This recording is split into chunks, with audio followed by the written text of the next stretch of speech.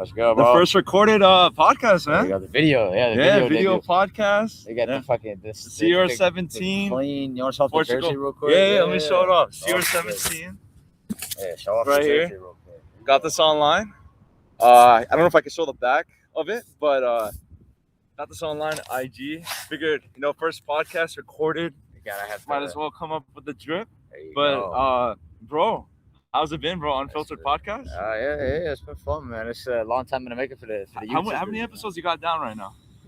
Shit, I want to say this is 63 right now. Dude, 63, bro. That's crazy, bro. Yeah, it's pretty. That's actually, that's crazy, bro. But yeah, I mean, a large majority definitely in the recent last, month and a half. It's been fun, man. Everybody, being a part of it. Yeah. The homies that we know and mutual friends and everyone's been. It's been fun to just, keep ramping them up. And this is the new element to it. Yeah, dude. I'm excited. We were talking about this for a while to get a recorded podcast. You got the basketball here too. I got the basketball here too. The basketball, yeah. And we're sitting on grass. So we're sitting on grass. Walking around. We've got all the different kind of fucking. You get the soccer jersey on grass with a basketball. That kind of tells you the diversity. The diversity. And I have no idea of how unprepared we are too, but fuck it. No, we ball. Let's go. Okay. We ball. But bro, so what made you want to start a podcast and how do you like how it's turned out so far? Oh man, I would say. I mean, I wouldn't even really go so far as to call it a podcast. I guess it is technically, but I think it's just something that, you and I and all the people that we know, these are the kind of conversations that we have all the time anyways, right? And, even outside of sports too, just hanging out. And I think it's just one of those things where I figured more than anything one day, you look back on it 20, 30 years from now, and it's something that you can look back on, and not only myself, but all the people that we know that we all kind of come on here and do this. It's something we can look back on and say, hey, you know what, we did that. That was fun. I don't think there was any really incentive as far as, we want to, blow up and be famous or nothing like that. I don't think that was really any motivation as far as that. I think it's really just having the kind of conversations that you would have off the record, do it on the record, and then now this is just an element of like putting your face to it and being able to add that element to it. But yeah, I'd say just the inspiration was, there's a lot of great people out there, and I've been lucky enough in my life to have a lot of great conversations with a lot of great people. And, I just feel like in a world where it feels like everybody's got some sort of something, or, everybody's got a little bit of a substance and everybody's got something to offer basically. Right. And, I kind of just wanted to provide a place where all of these wonderful people can kind of come together and feel comfortable enough to share their opinions on whatever topic. And that like there's no agenda as far, we don't have any, we're not trying to sell anything, like, we're not now, but not now. No. You're gonna make it big, bro, and then some advertisers are gonna come out. No free ads at the moment, but yeah, basically just having some fun, man. Just the thing that we would do any other time, like I said, off the record, off camera, whatever it is, we would just same deal. I guess that was kind of the inspiration. It's just all these wonderful people and conversations that I've had over the years, and I always thought, man, if these conversations, I would love to be able to have a memento of that. Even I don't really go back and listen to them per se, but just to have it there, and just being a part of the conversation, knowing that it's there to go back and maybe one day be able to listen to them. So just I'd say that's a part of it, man. No, I say it's pretty sick, bro, that you like started it. Honestly, like I've listened to some of the podcasts and very good outputs, and no, bro, like I'm hyped. This is the first recorded. Usually it's like pretty audio, so like it's all audio. Test run right here, but I mean, look, you got to start somewhere, right? You got to start somewhere. It's the first run.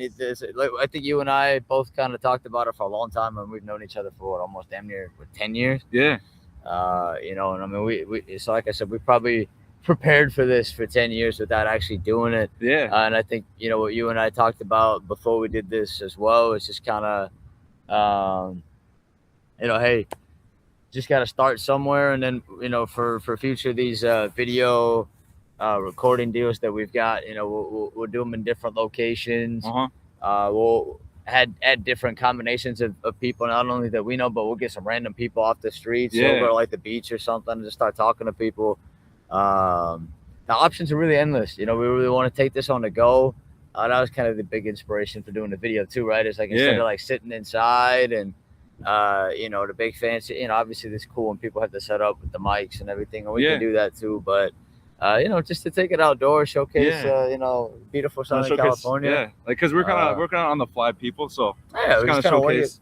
Yeah, exactly. It, but so each different place, right? Beach, mall, just maybe like a restaurant or something. One of these like hotel lounges or something we can hang out at. Any place. Really. There's a lot of potential, and bro, I think this is a good start. And of course, bro. Of course. Amen. We're here. Yes. And I say, amen. What do you think of the NBA playoffs so far, man? That's a good question. You got the basketball in your hands. I got the basketball in hand. We've been passionate about basketball. Oh, yeah. That's kind of how we started talking. That's how we became friends. That's right. Talking about basketball and talking about Carmelo, Kobe. That's right. Outside of the Carl's Jr.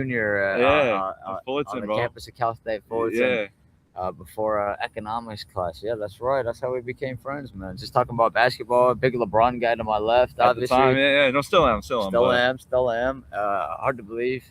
I guess that's a good place to start because, I think as we're talking right now, the game Lakers Thunder game 3 is probably in about a half hour. Yeah, man. What do you think of all these fans complaining about the Thunder and the foul calls? I feel like it's a pretty big topic right now. I feel like, my opinion, like, yes, they do get a lot of calls. But I feel like that's just how modern day NBA is. A lot of players try to draw fouls. That's kind of how the ruling is. But I just feel like when the team is great, like all the great teams usually get a lot of hate. Yeah, like think about it, like the 2017 Warriors with like KD, Curry. Obviously, like they did a controversial way of how they formed that super team with just the KD part. Obviously, they built the most of them from the draft. There was also the Heatles with LeBron. Like that was you remember at the time. That a lot of people in LA hated them at the time. Like that's another team. I'm sure like people like there were some people that love these teams as well. Oh yeah. But there's a lot of people that hate these teams as well. So I think Thunder are in the same boat. They got a lot of great young talent. And honestly, you can't really hate because, dude, like they kind of just built it from scratch. Like they just got a big haul from the Clippers and some other teams. Sam Presti always was a great GM, but now he finally got the hardware last season to kind of to validate the efforts, the salt. And dude, they might get like. You never know. In NBA, it always looks like, this team might get like 3-4 rings, and then they only get one. You never know, right? Yeah. But on right now, like they look like they might get a couple rings. It's just none of them are aging. They're all pretty young. They have so much draft capital. Yeah. It does depend on the NBA ruling with the whole salary shit. Like if they can keep all these people. Yeah, they'll find a way, like you said. I think they'll find new talent too. Yeah, they got, like you said, they got all the draft capital, so they'll find ways to be able to, find ways to keep their expensive players, and then they'll be able to add younger players on cheaper contracts that'll produce for them. They'll be fine. You know what's crazy? Like AJ Mitchell, like that guy. Like that guy is crazy good, and they got him second round, like 38th. He could be like a really good starter somewhere else, getting buckets. Like even I like Jalen Williams a lot, the backup center. He's when he gets time, like he's good. They got a lot of good players. Like Isaiah Joe's pretty good. He can shoot it. Like Aaron Wiggins is always even been Jared solid. McCain's pretty solid. Jared McCain can shoot the crap out of it. Yeah, they're just a deep team, and they got Jared McCain pretty much like for free. They didn't really have to give up. They can take flyers on these type of players, and like that's really with all the draft capital, right? They have all the flexibility. So I think in many ways they built it pretty good. Yeah, I think they in many ways they kind of cracked the code of building a present and future sports organization, like in any sport, really. Because the fact that they're the defending champs. Look, even if they don't win this year, to me, honestly, it doesn't really matter. Yeah, they'll be in the mix. They'll be in the mix for a while. They'll be in the mix for a while. Injuries, they'll be in the mix. And then as far as like you're talking about with the fouls and stuff and the refereeing, it's hard to say because I do see the complaints and whatnot. But like you said, I think just people tend to complain, especially in basketball, about the teams. Great teams. Yeah, the great teams, and they tend to hate on that regardless. Like, I know sometimes it's not the most aesthetically pleasing thing to watch for some people, but I don't think you can it's not OKC's fault at the end of the day either, right? Like, like you said, it's not SGA's fault, for example, that he gets to the free throw line a lot. Like he's just playing within the rules. Jalen Brunson does the same, Embiid does the same. Like, I can see some of the frustrations. Luka does it too. Luka does it a lot. I mean, Luka and SGA and Abdi, pretty sure. Do you feel like the younger kids are going to start playing like that because they're watching all these superstars? No, I don't think so. I mean, look, drawing fouls is even Harden was doing it way back in the day. You know, that's crazy to say back in the day, bro. That was like wasn't that long ago. Yeah. But even people forget like Kevin Durant back in the day used to have the little the rip through move that they had to ban because he had the long ass arms. Yeah. And no one could stop him from getting the free throw line because he would just bring the ball here and he would rip it through and he'd get to the free throw line. You want to show with the basketball? Yeah, sure, why not? He would have the ball right here. Just get the slap. He would swipe it through like this, and every single time, he'd get smacked on the arm. He'd go to the free throw line, and they had to get rid of that because otherwise he would have probably averaged like 35 a game for like 5 years if he wanted to with the rip through move. The rip through move.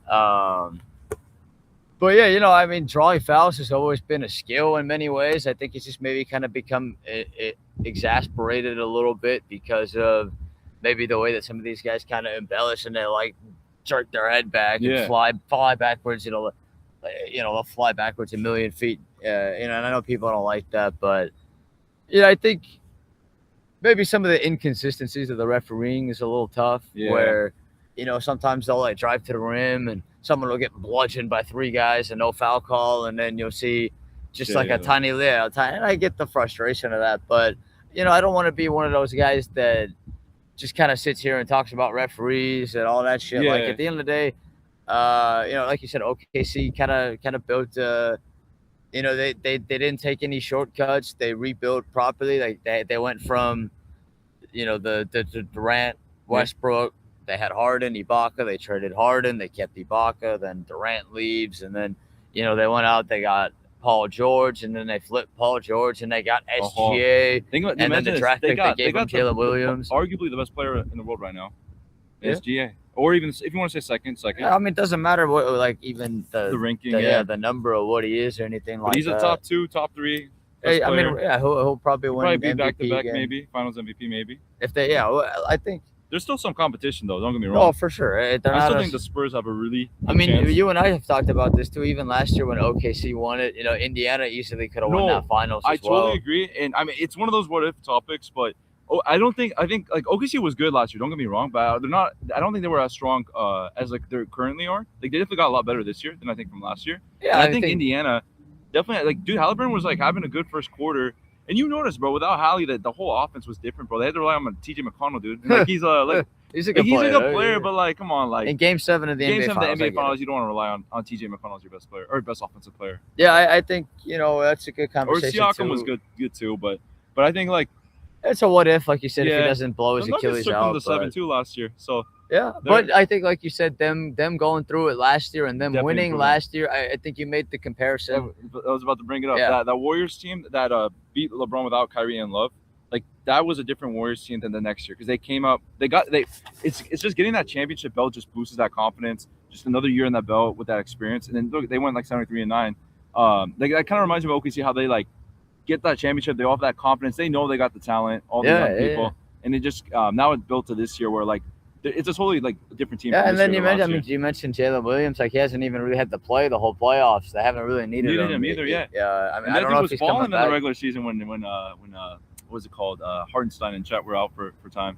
Yeah, so they're a really deep team, and like you mentioned, like some of these guys, like AJ Mitchell. Like if AJ Mitchell's on a different team, he's probably the kind of guy that you would have as your focal point, one of your young pieces that you build around. Yeah, and because he's on OKC.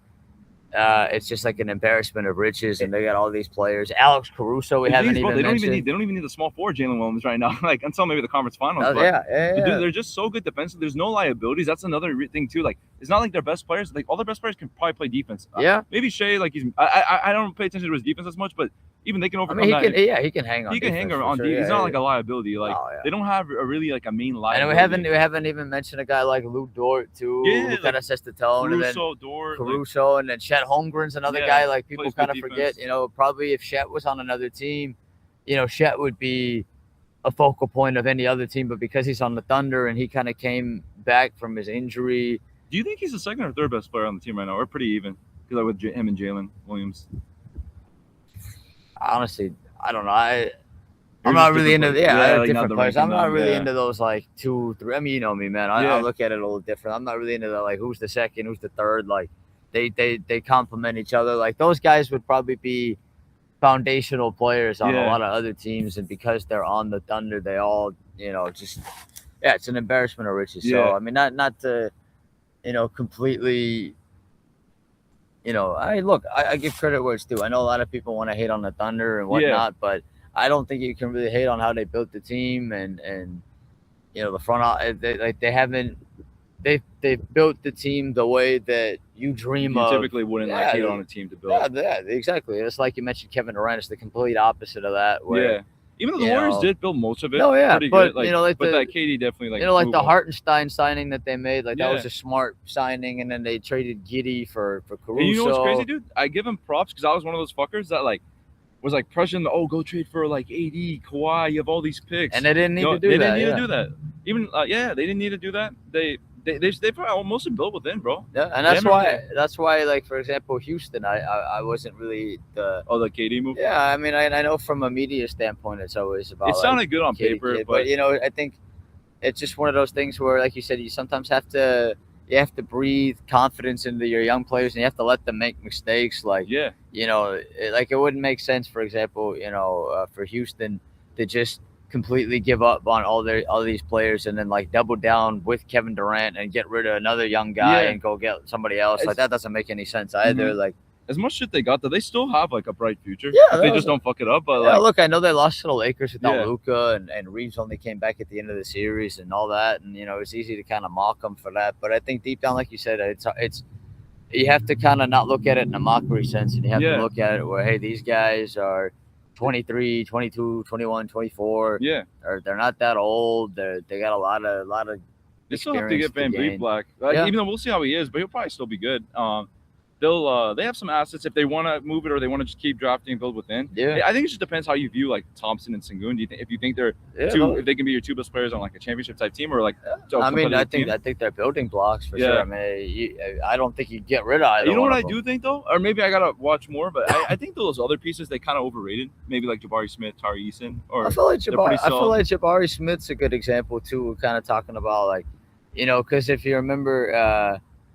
The year, so it was Paolo Banchero that went number 1 to Orlando, and then Chet went 2, and then Chet went 2, and then Jabari Smith Jr. went 3, and who was 4 in that draft? Was it someone notable? Or? I forgot. It's fucking slipping out of my brain, unfortunately. But he was kind of within those top. See, that's the problem about doing this off the rip. Sometimes your brain goes nuts. I mean, I could research it, but besides the point. Someone will find it out there. Somebody in the chat. Someone affected. But my point is, I think Jabari Smith Jr. is an example too, where I think if he was on if he had the chance to have an expanded role.